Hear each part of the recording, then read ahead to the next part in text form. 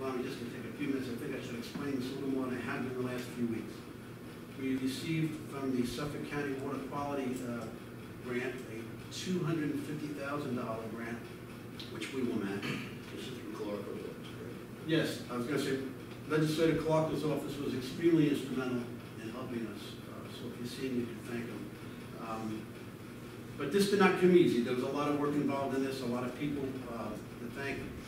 PEP committee, Chairperson Seal, the Treasurer Cruz was very involved. Don Watson was out. We worked with St. Joe's College and with the town of Brookhaven. The apply for the grant, a lot went into it. We had appeared before the committee, several different committees, testified several times why we needed it, why it was important, what it was going to do. But we were awarded the grant, so I'm very happy about that. What's happening in Little Creek now, you all know where Little Creek is, goes through shorefront just to the west of the band shell. I guess back in the 70s when that design was, they put these long culverts, if you will, out into the water, that concrete bowl, a flawed design, never worked.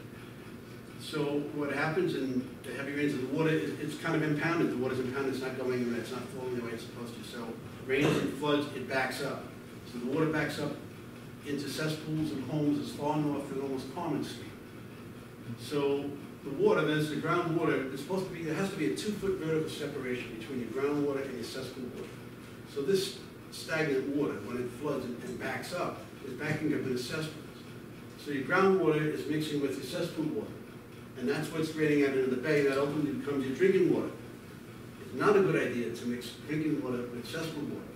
So this project, what we're looking to do obviously is to eliminate all that, get the water flowing. The 2 ponds that you see up by, in the Walbow complex, we have the 2 ponds up by Torrey Park. If you look at early maps, you'll see that was just like a regular stream at one time. But because the water's been impounded for so long, it backed up and just created 2 ponds back there. Once the water starts flowing in, that should just become a nice, healthy, thriving stream. Put fish and minnows back in the lake. And Jack, you mentioned that as well in one of the conversations we had.